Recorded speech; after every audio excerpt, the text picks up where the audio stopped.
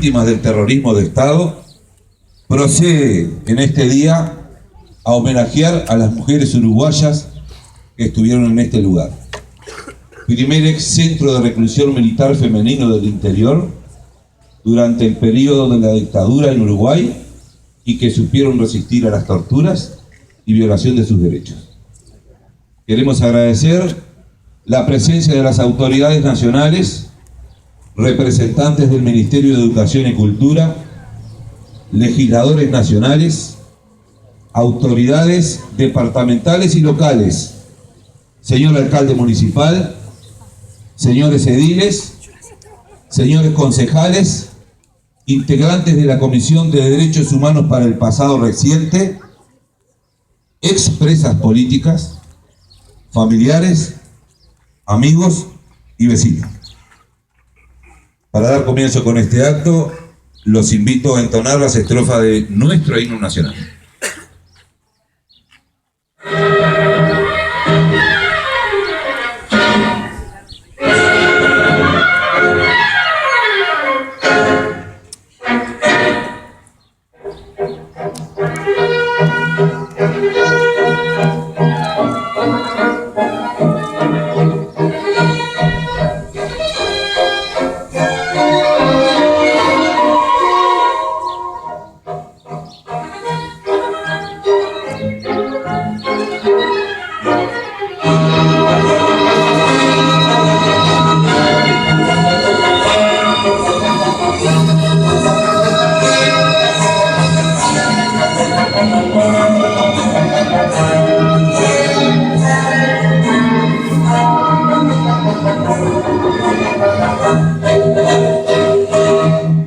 Oriental en la patria la tumba, libertado con gloria a morir.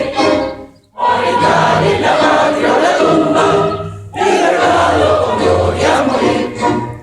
Es el voto que el alma pronuncia y que luego sabremos cumplir. Es el voto que el alma pronuncia y que luego sabremos cumplir. Que sabremos cumplir.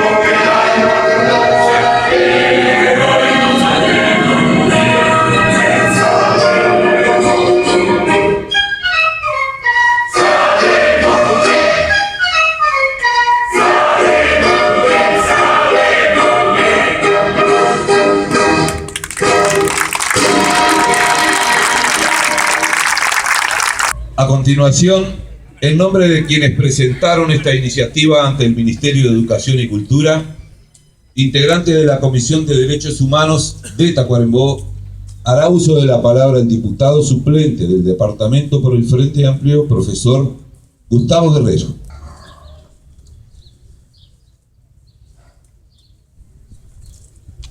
Autoridades nacionales, departamentales, municipales presentes, compañeras expresas políticas que nos acompañan, compañeras que no pudieron venir y compañeros que hoy ya no están entre nosotros, familiares, compañeros y compañeras militantes de toda una vida y que han venido de distintos lugares de nuestro país. Vecinos de Paso de los Toros, muy buenas tardes. En primer lugar, creemos que corresponde señalar el honor que es para nosotros hacer uso de la palabra en este día tan especial para la mujer combatiente de nuestro país. Imaginemos por un instante lo que pasaron ellas, el dolor, el sufrimiento y lo que ellas resistieron. Muchas pudieron sobreponerse, algunas se murieron, otras se exiliaron, y todas ellas quedaron con secuelas que hasta hoy permanecen en el tiempo. Somos de una generación más acá. Muchos de nosotros andábamos de túnica y moña, y algunos no habían nacido aún, cuando las empezaron a encerrar acá adentro. Pero no por ello dejar de sentirnos comprometidos hasta los huesos con la lucha que emprendieron hace ya unos cuantos años nuestras heroicas compañeras y que dejaron su semilla plantada. Fue aquí en diciembre de 1972, en una supuesta democracia, que empezaron a traer a las compañeras de diferentes dependencias del país, militantes que venían de distintos cuarteles, de destacamentos policiales o casas de tortura, lugares a las que nuestras mujeres fueron sometidas a tratamientos inhumanos, violaciones y a las peores degradaciones, y en muchos casos durante meses. Susana Irigoyen, Beatriz Herrera, Alba Segovia y Selfa Noble inauguraron esta cárcel.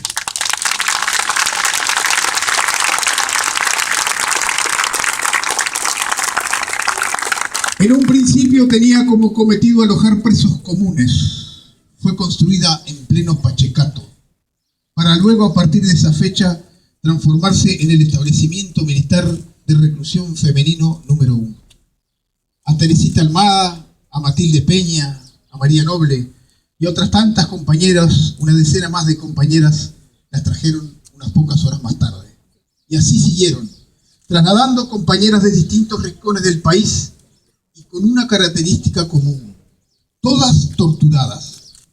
Según los testimonios que se han recogido, llegaron a pasar unas 160 compañeras por este antro. Aquí las empezaron a encerrar desde esa fecha y durante un buen tiempo. Militantes políticas y sociales de izquierda y de todos los pelos. Sufrieron hostigamiento permanente, tortura psicológica, tratos crueles, inhumanos y degradantes durante toda su estadía, la que en algunos casos llegó a durar hasta 5 años. Como consecuencia de su permanencia en este lugar y a la omisión de asistencia sanitaria, en julio de 1977 murió la maestra de Paysandú, la compañera Raquel Curnet, por la cual pedimos un fuerte aplauso.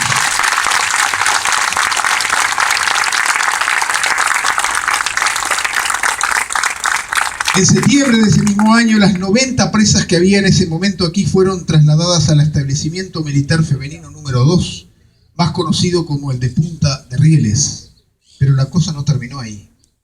La usaron luego como lugar de retención de compañeras presas que ya tenían firmada su libertad, a las que igual les querían prolongar su sufrimiento, dejándolas en una condición de desaparecidas, ya que ni sus familiares sabían su paradero, situación esta que en algún caso duró más de 3 años. María Aiello y Luisa Morales fueron las últimas en abandonar definitivamente este lugar.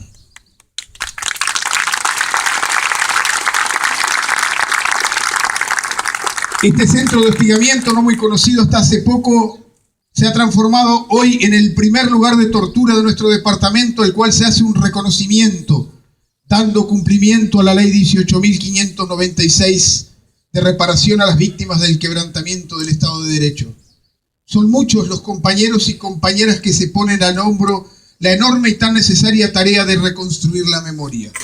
Distintas generaciones nos juntamos con el objetivo de no olvidar lo que pasó en América Latina y en nuestro país en aquellos años tan oscuros, porque no se puede construir futuro sin tener memoria.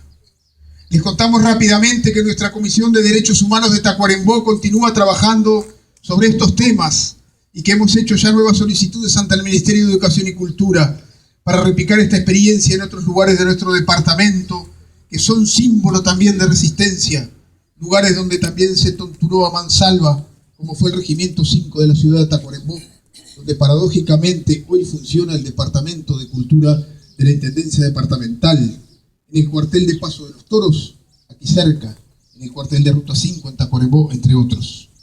Cuando comenzamos a trabajar este tema, consideramos que una buena vía era a través de la Junta Departamental. Presentamos un proyecto como Frente Amplio, pero no tuvimos suerte. La mayoría de los ediles de nuestra Junta lo encajonaron, porque lamentablemente todavía hay quienes se empeñan en querer seguir ocultando la historia y encubrir a los responsables de los hechos del pasado. Pero seguiremos siendo tercos, porque la historia se construye con memoria. Si bien tenemos plena conciencia que en nuestro país falta mucho por hacer aún en el tema de derechos humanos en relación al pasado reciente, creemos importante también señalar hoy que lo que estamos viviendo aquí es gracias a que existen condiciones políticas en el Uruguay de estos últimos años, generadas por un gobierno sensible en materia de derechos humanos, que nos permite seguir avanzando hacia nuestros objetivos y que, comprometido con la historia reciente, con la verdadera historia reciente, posibilita que estas cosas se concreten. Pero existe también, y es una obligación mencionarlo, la lucha incansable de diferentes organizaciones sociales, organizaciones de expresos y presas políticos, de familiares de desaparecidos que todavía siguen buscando a sus seres queridos, entre otras, que son impulsadas por cientos de compañeros y compañeras, muchos de los cuales están aquí presentes, los que nunca bajan los brazos, que comprometidamente le dan la fuerza necesaria e imprescindible para que estas cosas se lleven adelante y definitivamente se concreten.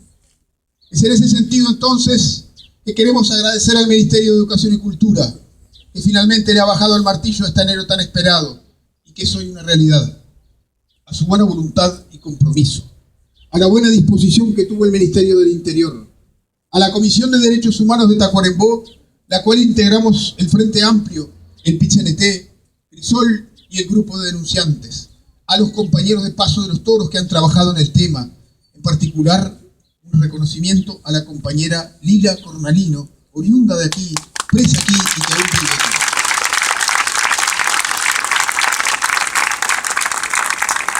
Y no queremos dejar pasar la oportunidad para mencionar a otra compañera también de aquí y en su nombre a las que hoy ya no están entre nosotros. Estoy hablando de la compañera Raquel Tejero.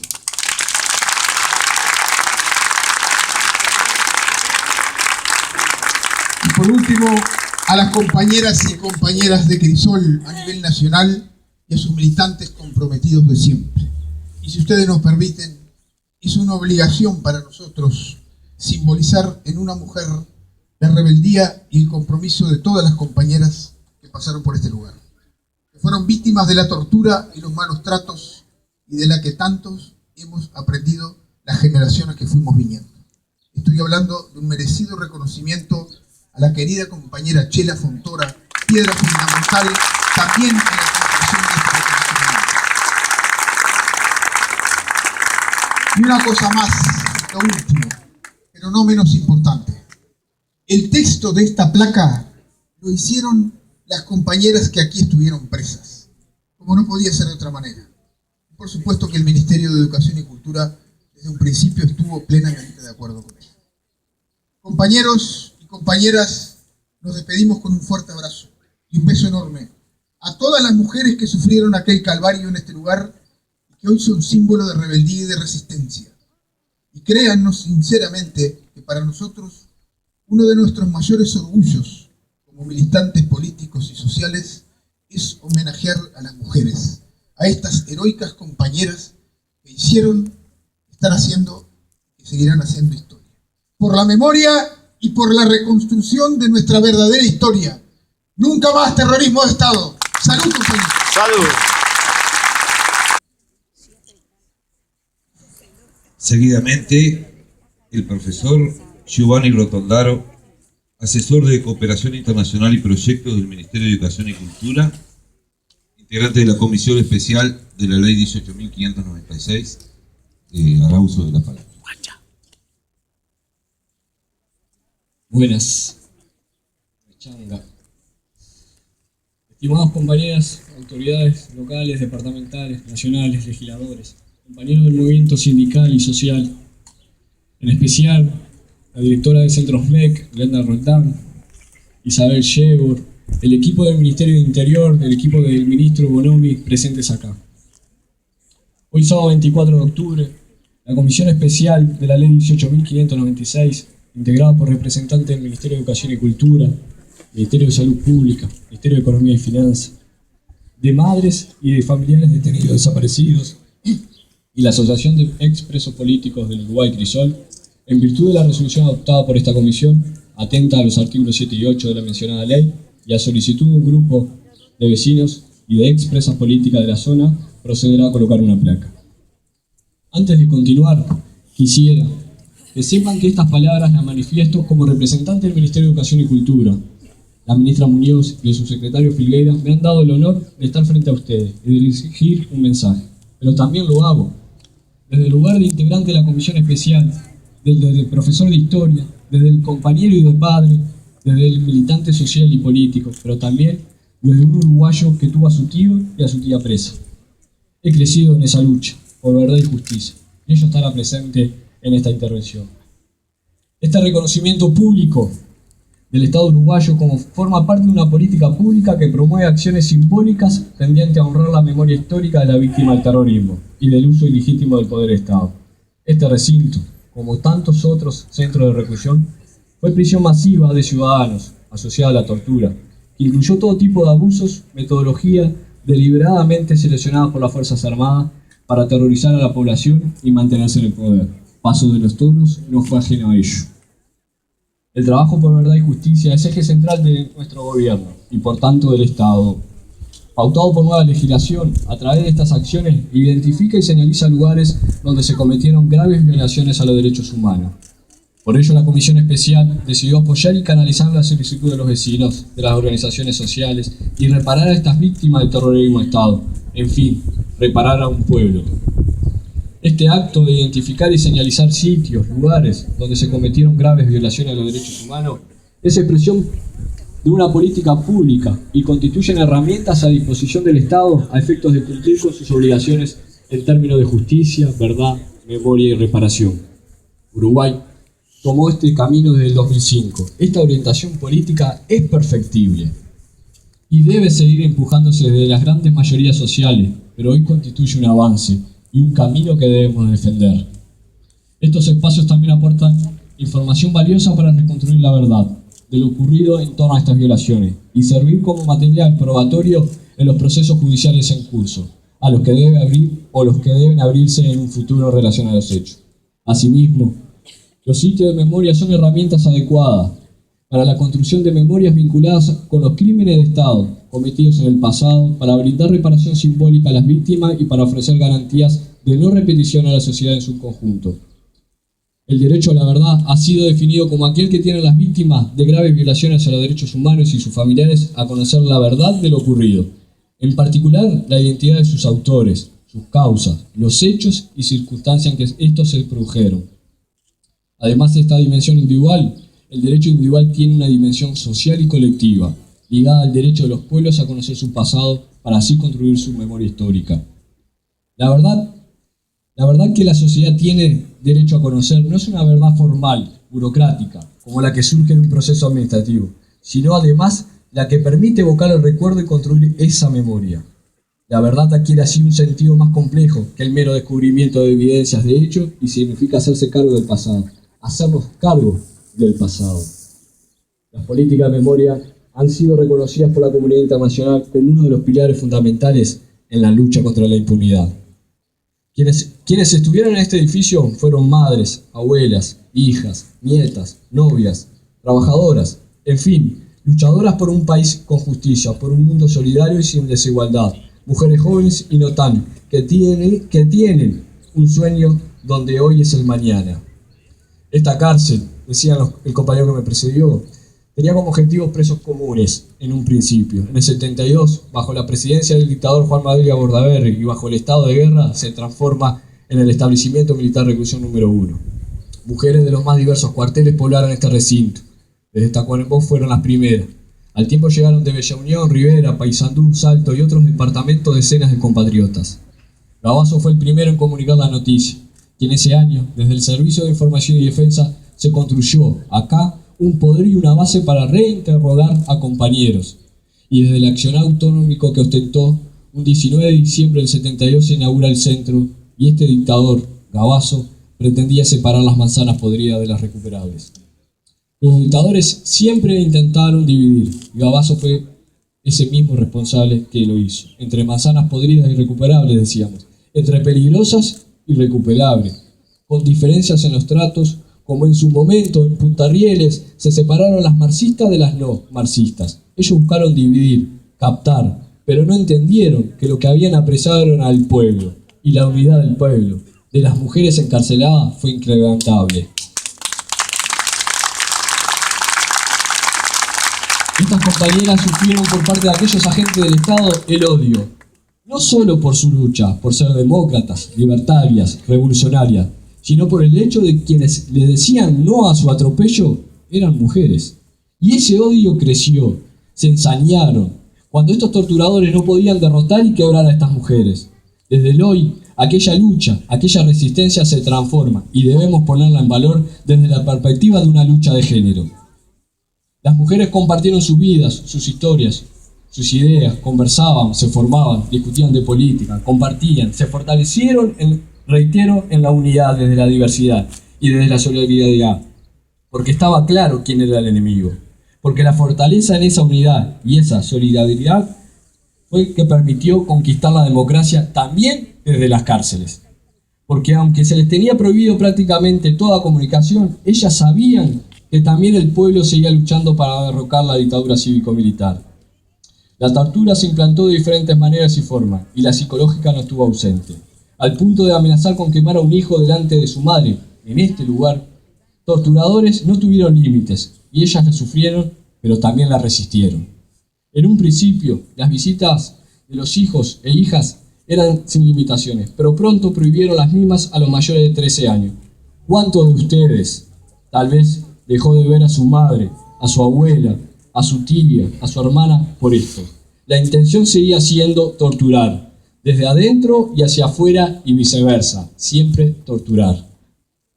Como mencionó Gustavo, aquí falleció Raquel Kulner, joven maestra de 26 años, oriunda de la heroica. En ella, en su lucha, la lucha de todas ustedes. Pero este edificio tuvo otra historia. En 1977, las mujeres, todas ellas, poco a poco, fueron trasladadas a Punta Rieles, al denominado establecimiento militar de reclusión número 2, quedando el número 1, el de acá, teóricamente cerrado. Pronto se convirtió en un centro de retenidas, y por acá pasaron, desde 1977, aquellas compañeras, aquellas mujeres que tenían la libertad firmada, pero eran retenidas para prolongar su tortura. Como lo plantea nuestro programa de gobierno, con estas acciones estamos fortaleciendo institucionalidad y profundizando las prácticas de memoria a través de estos sitios. Siento la necesidad por aquellas mujeres que de diferentes trincheras en esos años me enseñaron en qué país supimos vivir y por el cual deberíamos empeñar nuestros sueños y trabajar. Mi abuela, mi madre, mi tía. Le doy gracias a ustedes, compañeras, porque con su humildad, su interés, su tenacidad, su abnegación, por su combate contra la resignación y su amor por la verdad, nos permite seguir edificando memoria. Parafraseando Benedetti, hoy la esperanza no solo arroja piedritas sobre nuestras ventanas, sino que la esperanza también identifica sitios de verdad y de justicia. Porque nuestra lucha es un crisol, pero nuestra tarea es y seguirá siendo dejar atrás todo acto de impunidad. Hasta ahora este edificio era un sitio de memoria para algunos. Hoy el Estado, con este acto, los convierte en sitio de memoria, le da destino memorial y con ello reafirma su compromiso de nunca más terrorismo de Estado. Muchas gracias. Que convivieron en esta cárcel, la licenciada Lilian Díaz.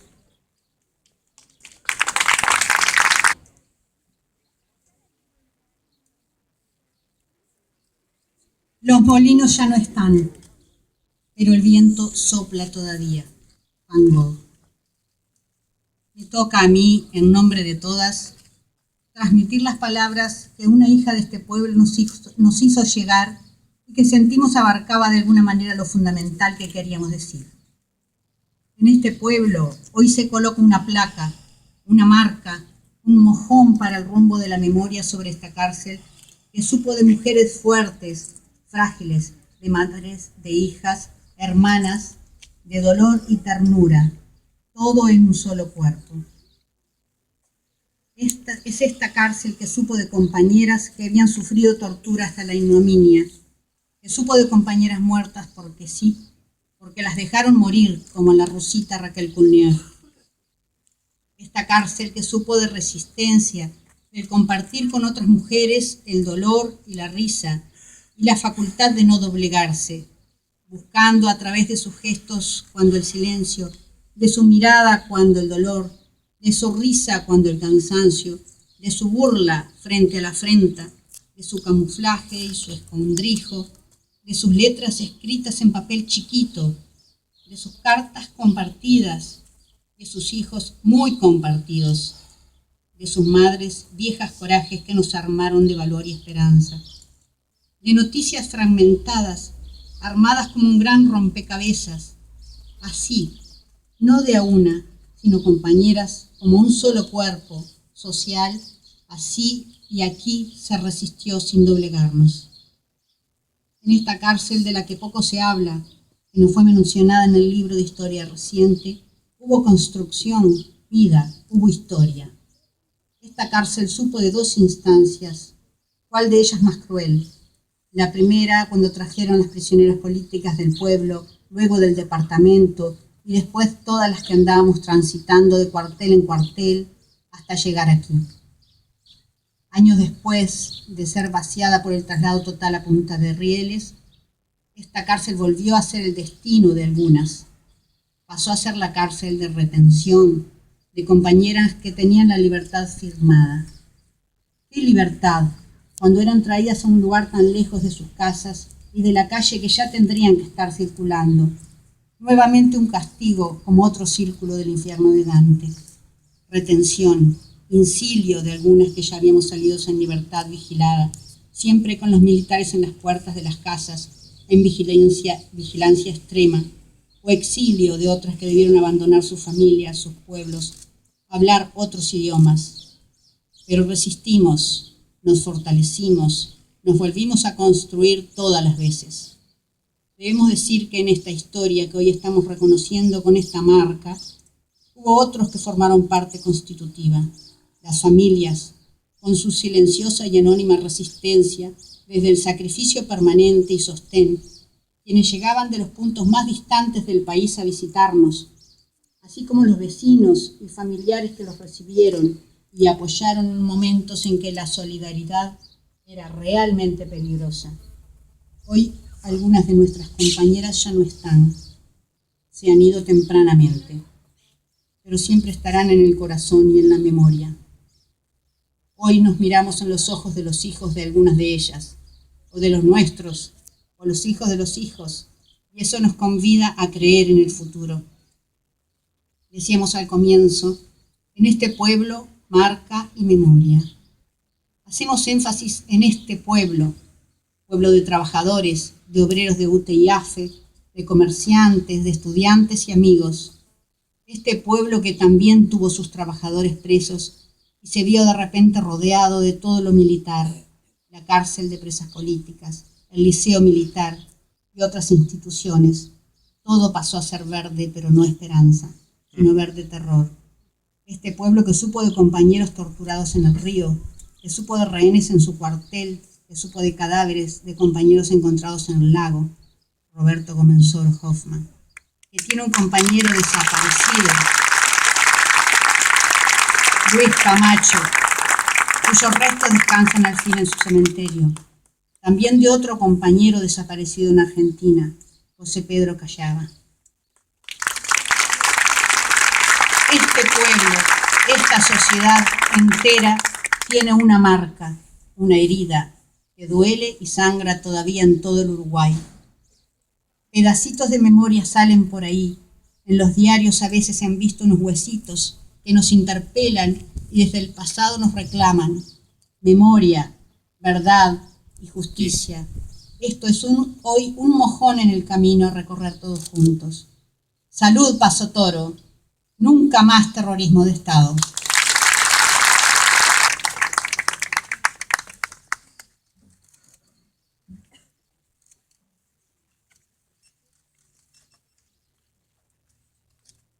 Bueno, a continuación pasaremos a descubrir la placa Marca de la Resistencia.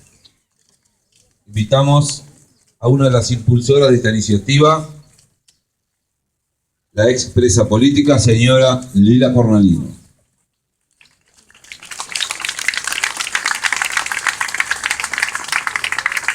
A una de las mujeres isabelinas que inauguró la cárcel, la señora Susana Irigoyen.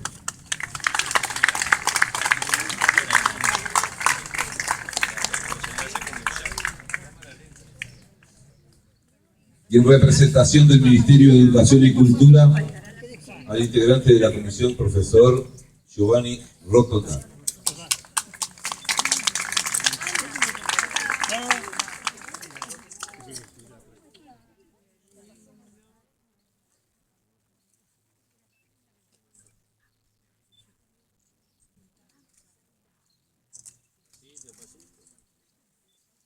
Espacio que no tenemos apuro, hermano.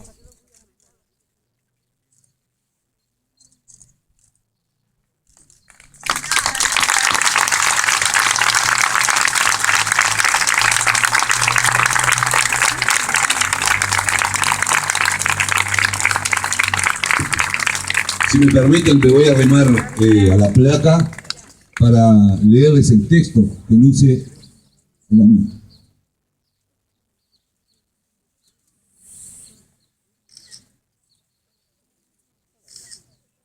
Ministerio de Educación y Cultura, República Oriental del Uruguay, Comisión Especial, Ley 18.596. En este edificio, durante los años 1972 a 1985, presas políticas sometidas a tortura, tratos crueles, inhumanos y degradantes, resistieron las imposiciones de la dictadura. Nunca más terrorismo de Estado, 24 de octubre de 2015.